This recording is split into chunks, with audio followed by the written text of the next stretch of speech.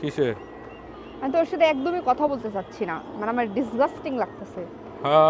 আসল রূপ বেড়ে গেছে এবার।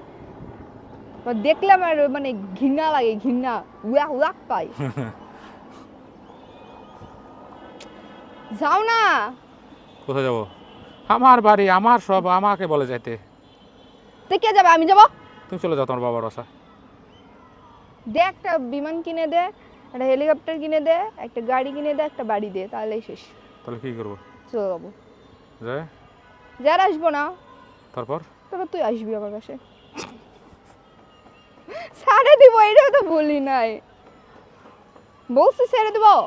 ভালো হবে না? না সিরিয়াসলি আমার মন মেজাজ অনেক খারাপ। তুমি যদি একটা পিৎজা অর্ডার করে খাও তাহলে ভেবে দেখবো।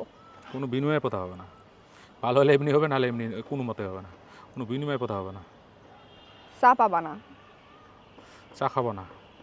তোমার দিনে অন্তপক্ষে 5 থেকে 10 বার চা না খেলে চলে না। তুমি আইসো আমারে বলতে চা খাবা না। খাবো না। অভ্যাস পরিবর্তন করতে হয় মাঝে মধ্যে। তুমি নাকি বউ ছাড়ে দিতে পারবা, তাও চা আর ফুফু ছাড়তে পারবা না। এটা মনে আছে? এটা মনে আছে? এটা প্রত্যেকটা ছেলের ডায়লগ, যে জীবনে বউ ছাড়তে পারবো, গার্লফ্রেন্ড ছাড়তে পারবো, কিন্তু ফুফু ছাড়তে পারবো না। ফুফু কি? এটা বলা যাবে না। বিটি। বলতেছো কেন? ফুফু হচ্ছে ওই যে ছেলেরা খায় না, খালি ধোয়া দেখা যায়, ওইটা। যাই হোক, তুমি যদি একটা পিৎজা কিনে দাও তাহলে আমি তোমার সাথে মানে মনে করো যে ঠিক আছে, সবকিছু ভুলে যাবো। কেন রেগে গেছিলাম সবকিছু ভুলে যাবো। বলো। ঠিক আছে।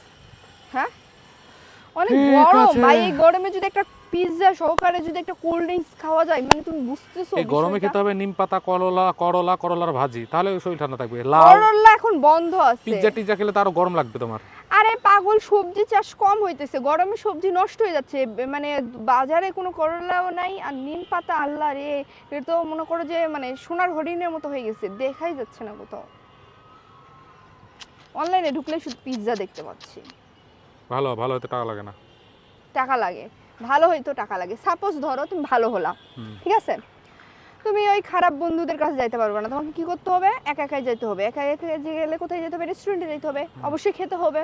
তাহলে কি টাকা লাগতেছে না? তার মনে করো ভালো হয়ে গেলা, মসজিদে গেলা, নামাজ পড়তে গেলা, মসজিদে টাকা দান করতে হবে, তাই না? টাকা লাগতেছে, মানে সব দিক থেকেই টাকা লাগবে। ভালো হয়ে গেল, একটা গার্লফ্রেন্ড নিলা, গার্লফ্রেন্ডের সাথে কথা বলতেছো, এই যে মোবাইল ফ্ল্যাক্সিটা দিতে হবে, এই যে দেখা করতে যাচ্ছ রেস্টুরেন্টে বিল দিতে হবে, এই যে দেখা করতে যাচ্ছ গিফট দিতে হবে। সো ভালো হতে গেলে বেশি টাকা লাগবে, বুঝছো?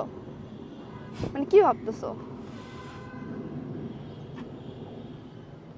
জীবনে বহুত হাজবেন্ড দেখছি, আমি এটাই ভাবতেছি যে কেন বাংলাদেশে মানে নারী কেন্দ্রিক কেন মানে ক্ষমতা, এই জন্যই বুদ্ধি বেশি। তোর মতো কোনো হাজবেন্ড কারো ঘরে যেন না হয়।